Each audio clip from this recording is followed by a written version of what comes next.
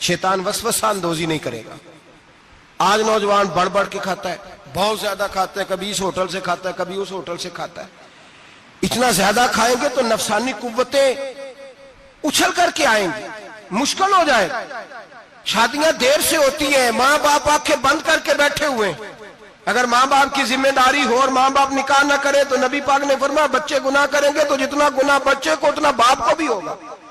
تو ماں باپ چپ ہیں، دوسرا شادی مشکل بڑی ہے، مہنگی بڑی، اور تیسرا نہیں کر رہے کچھ لوگ تو روزے بھی نہیں رکھ رہے۔ تو رمضان ان کے لیے بھی وقت ہے، نفسانی قوتیں کچلی جائیں گی۔ کھانا جتنا کم کھایا جائے گا اتنا وجود کے اندر نفسانی خواہشات کم پیدا ہوں گی۔ تو رمضان تو پریکٹس ہے مجاہدے کی، دین کی۔ اور دوسرا، میرے حبیب پاک صلی اللہ علیہ وسلم نے فرمایا ہے، حضور فرماتے ہیں کہ رمضان اور قرآن کا آپس میں رشتہ ہے۔ قرآن پاک کتنا پڑھنا چاہیے روزانہ؟ زیادہ سے اللہ جزا دے، امید ہے آپ زیادہ سے زیادہ ہی پڑھتے ہوں گے۔ بھائی سنیں، حدیث مبارکہ میں نبی پاک نے فرمایا رمضان اور قرآن دونوں مل کے نا، بڑی پیاری حدیث ہے، فرمایا دونوں مل کے اللہ کی بارگاہ میں میری امت کی سفارش کریں گے۔ رمضان اور اللہ اکبر، کس طرح؟ نبی پاک فرماتے ہیں رمضان کہے گا اے اللہ دن کے وقت میں نے اسے تیری رضا کے لیے کھانے پینے سے باز رکھا، اور قرآن کہے گا یا اللہ رات کو تیری رضا کے لیے کھڑا ہو کے یہ قرآن سنتا تھا۔ رمضان اور قرآن دونوں سفارش کریں گے۔ ہم نا بڑا کچھ پڑھتے ہیں، سنتے ہیں، سیکھتے ہیں، اب یقین کریں یہ کھاتے بھائی کا بھائی سے اختلاف ہو جائے نا تو وہ 30 سال پرانے کھاتے کھول کے لے آتا ہے، ساری رات ڈھونڈتا ہے کہ میرے پیسے کہاں سے نکلتے ہیں، پڑھ لیتا ہے۔ قرآن پاک کی باری آتی ہے تو نہیں پڑھتے قرآن پاک۔ ابا جی کا ختم ہوتا ہے تو مانگتے پھرتے ہیں، کہتے ہیں 2 قرآن پاک، 10 قرآن پاک۔ یہ باتیں بتانی نہیں چاہیے، کرنی نہیں چاہیے، لیکن چونکہ تربیت کے لیے بیٹھا ہوں تو کر دیتا ہوں۔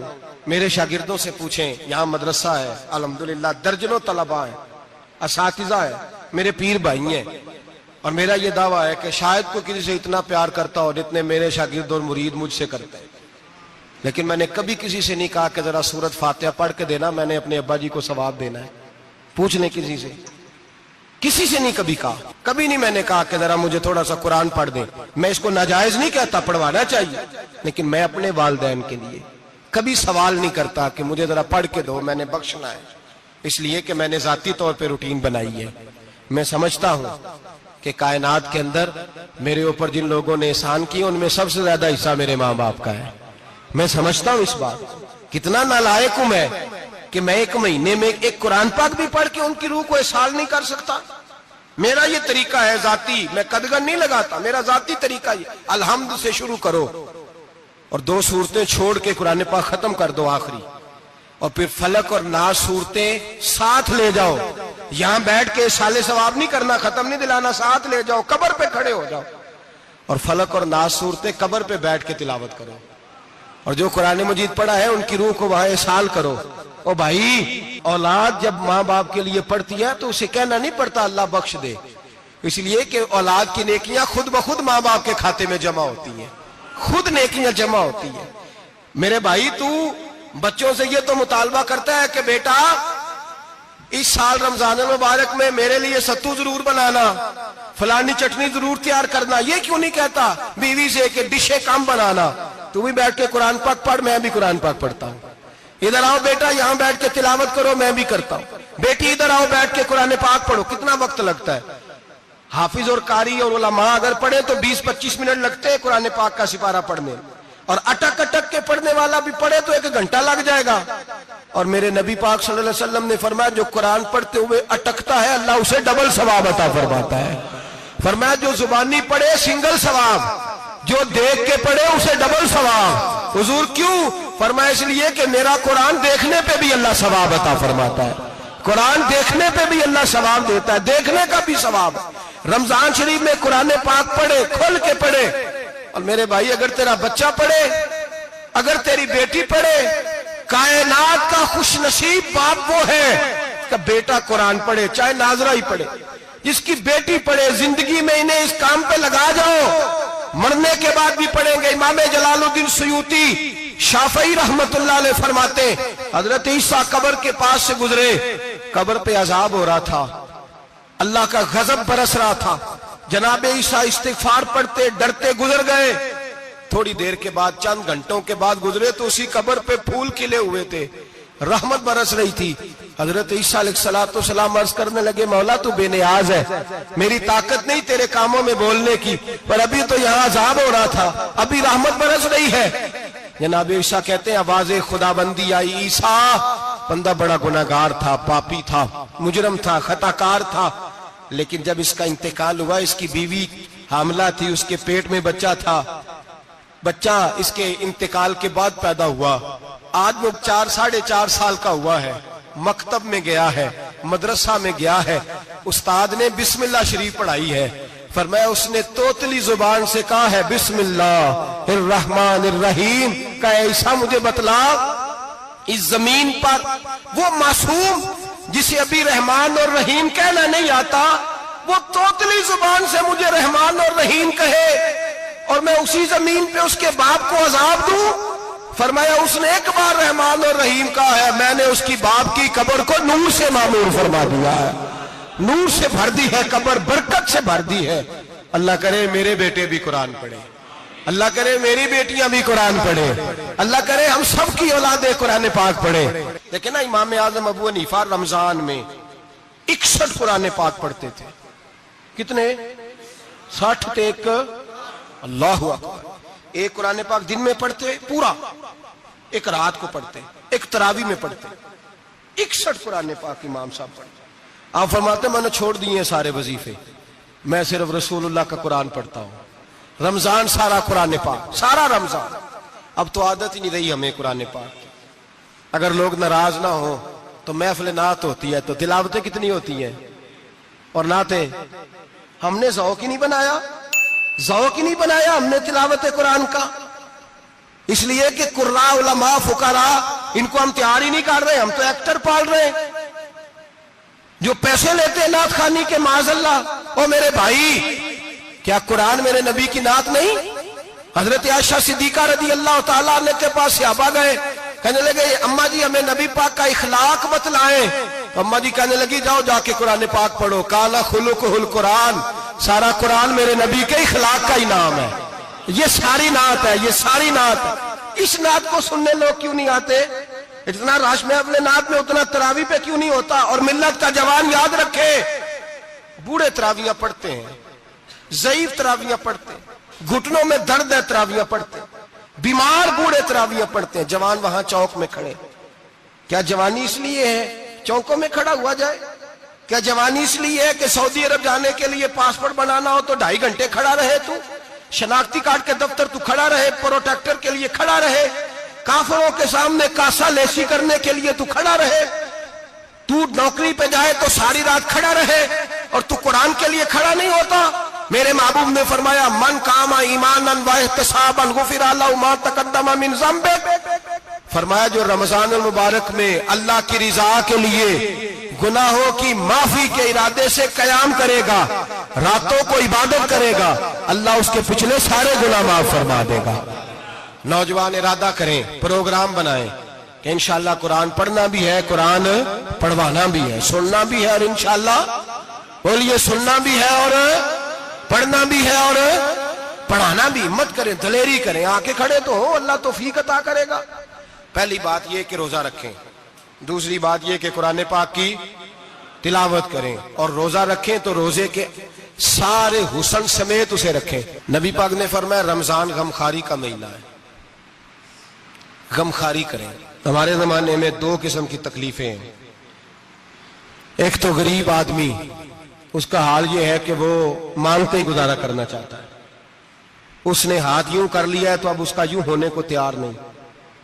ضرورت اگر کسی آدمی کو کسی دروازے پہ لے جاتی ہے تو برا نہیں، لیکن سوال کا اپنے اوپر دروازہ کھول لینا یہ ٹھیک نہیں۔ فاقہ کشی پیدا کریں، حوصلہ پیدا کریں، تھوڑے پہ گزارا کرنا سیکھیں۔ غریبوں کو بھی اجازت نہیں کہ وہ نکل کھڑے ہوں میدان میں مانگنے کے لیے، ٹولیاں نکلتی ہیں رمضان میں، جتھے نکلتے ہیں خیرات کٹھی کرنے والے، بچیں. میرے نبی پاک صلی اللہ علیہ وسلم نے فرمایا جس نے بغیر ضرورت کے سوال کیا جب قیامت کے دن آئے گا تو اس کے چہرے کے اوپر گوشت نہیں ہوگا، صرف ڈھانچہ ہی ہوگا. اتنی بھیانک صورت میں آئے. بغیر اشد ضرورت کے سوال نہ کر، کبھی سوال نہ کر. اور امیروں سے گزارش ہے کہ رمضان ہمدردی کا مہینہ ہے. ہمدردی کریں تو سامنے والے کی عزت کا بھی خیال کریں. یہ بات درست ہے کہ غریب سیاڑا نہیں ہوتا، اس لیے کہ جس کی جیب میں پیسے نہیں ہوتے بھائی اسے عقل بھی نہیں ہوتی. جس کے گھر کار نہیں ہوتی اسے چلانے کا طریقہ، جس کے گھر اوون نہیں ہوتا اسے چلانے کا طریقہ بھی نہیں آتا. جس کے گھر میں چیزیں ہوتی ہیں اسے چلانا بھی آ جاتا ہے. جدے کر دانے اودے کملے بھی اس کے سیانے ہو جاتے ہیں. تو چودھری صاحب، سیٹھ صاحب، نواب صاحب آٹا تقسیم کرتے ہیں، کھڑے ہو کے فوٹو کھچاتے ہیں، فیس بک پہ دیتے ہیں، اور ایک آٹے کا تھیلا اور 10 اخباروں میں فوٹو. اللہ سے ڈریں. رمضان ہمدردی کا مہینہ، ہمدردی کا. غریب کو دیں تو اس کی عزت کو رسوا نہ کریں. میرے نبی پاک علیہ السلام کے صحابی حضرت عبداللہ ابن عمر رضی اللہ تعالیٰ عنہ ڈھونڈ کے لاتے تھے مسکینوں کو، ڈھونڈ کے، اور جب لاتے تھے تو اپنے دسترخوان پر بٹھا کر اپنے ساتھ افطاری کرایا کرتے تھے. اور پھر فرمایا اللہ تعالیٰ نے لن تنالوا البر حتی تنفقوا مما تحبون. اللہ کے راستے میں وہ چیز دینی ہے جو تمہیں زیادہ پیاری ہو. کون سی چیز جو تمہیں؟ میں تھوڑا سا بے باک ہوں، بعض دوستوں کے ساتھ، سب کے ساتھ نہیں. ایک دوست مدرسے میں گھی دینے آئے ایک دفعہ، تو وہ والا گھی دے گئے جو سب سے سستا تھا. تو میں نے کہا مجھے دیانتداری سے بچائے، آپ یہی کھاتے ہیں گھر میں؟ کہنے لگے نہیں. تو میں نے کہا پھر ہم نے بچے مارنے کے لیے تو نہیں نہ رکھے ہوئے، کیا وہ والا گھی اللہ کے راستے میں پیاری چیز دے رہی ہے نا. اس لیے گلے گلے نوٹ لوگ مسجد کے گلے میں ڈال جاتے ہیں، پھٹے ہوئے ڈال جاتے ہیں، کہتے ہیں جوڑ لیں گے مولوی صاحب. اور خدا کے بندے پیاری چیز دینی تھی تو نے، اور تو نے اس کا ترجمہ الٹ کر لیا ہے. سمجھ لیں رمضان المبارک میں کسی غریب کی مدد کرنی ہے تو ساتھ اس کی عزت بھی کرنی ہے. نبی پاک علیہ السلام کے دروازے پر جب یہ جملہ ایک ہے لیکن بڑا قیمتی ہے. صحابہ کہتے ہیں جب ہم دروازہ رسول پہ جاتے تھے خیرات بھی ملتی تھی اور عزت بھی ملتی تھی. خود بھیک دے خود ہی کہیں منگتے کا بھلا ہو. خیرات بھی ملتی تھی اور عزت بھی ملتی تھی. نبی پاک ساتھ عزت بھی دیتے تھے. مسکین کو، غریب کو دیں اور خیر خائی کریں.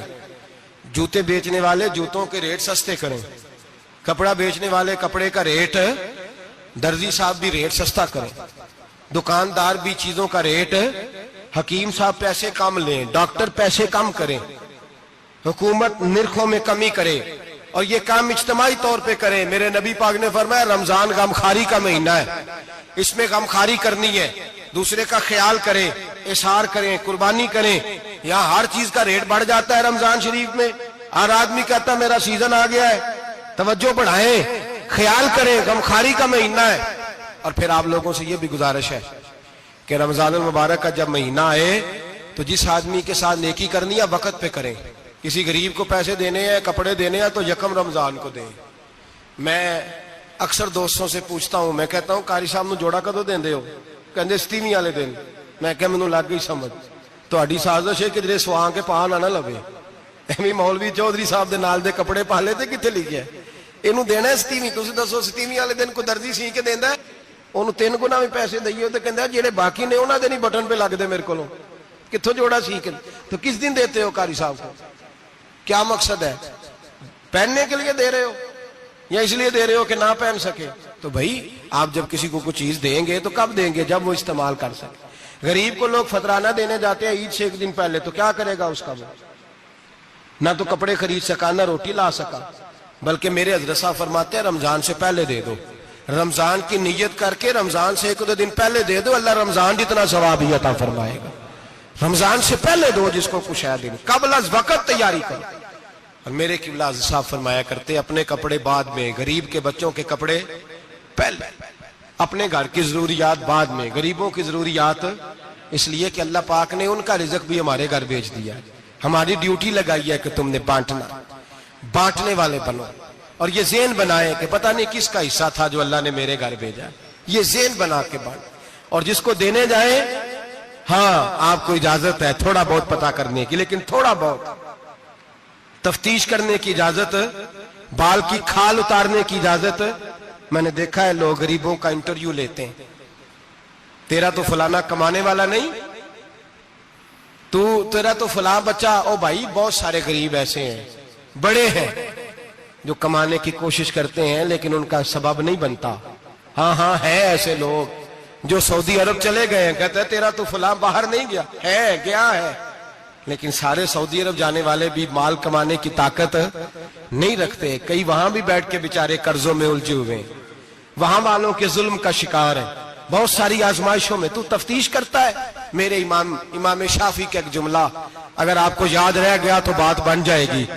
امام شافعی رحمت اللہ، بلکہ حضرت غوث اعظم جیلانی کے پاس وہ بات آپ کو زیادہ فائدہ دے گی۔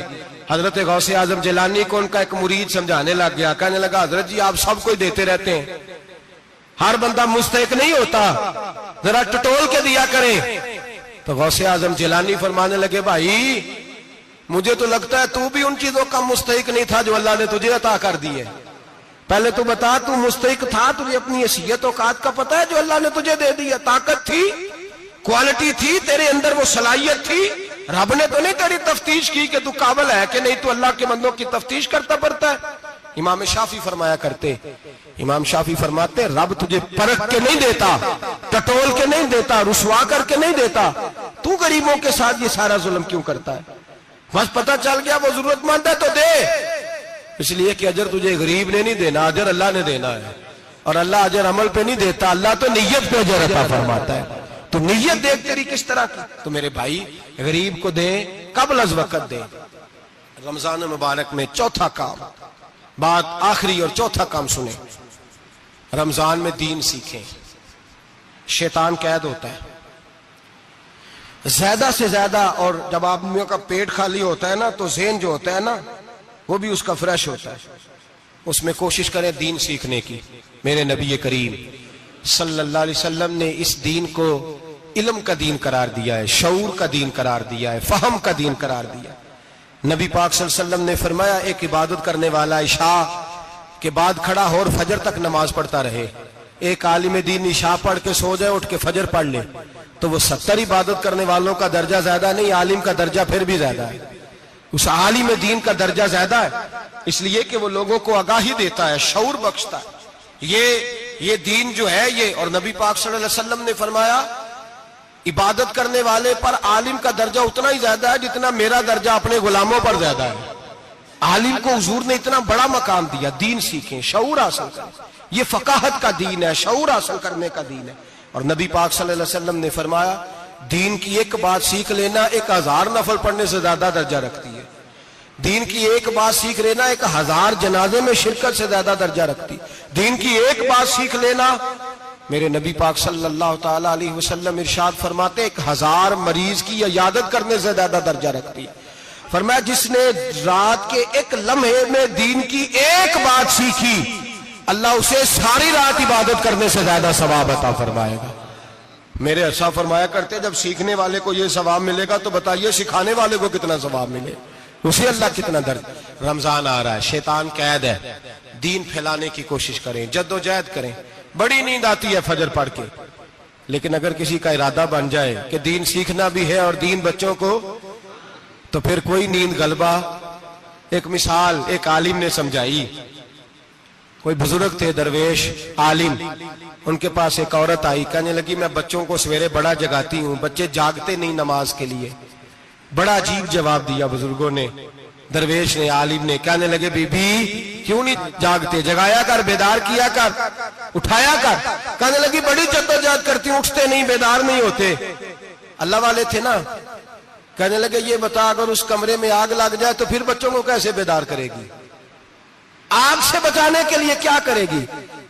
پھر تو بالوں سے پکڑ بھی گھسیٹنا پڑا تو گھسیٹ کے کمرے سے لاؤں گی، پھر تو چوٹیں لگتی ہیں تو لگ جائیں، پھر میں پرواہ نہیں کروں گی۔ آپ فرمانے لگے یوں سمجھ لے جہنم کی آگ جل رہی ہے، اگر تیرے بچے نے نماز نہ پڑھی تو آگ لگ جائے گی، اگر اس نے عبادت نہ کی تو اسے آگ، اب جیسے بھی تجھے اٹھانا پڑتا ہے اٹھا گھسیٹ کے باہر لا، لیکن اس کی نماز قضا۔ نیند بڑی آ رہی ہے سویرے، لیکن اگر دین نہ سیکھا تو مشکل ہو جائے۔ جیسے بھی اپنے آپ کو جگانا چاہیے، ہمت کرنی چاہیے، دلیری کرنی چاہیے۔ ہمیشہ مدحت خیر الانام میں گزرے، دعا ہے یہ عمر درود و سلام میں گزرے۔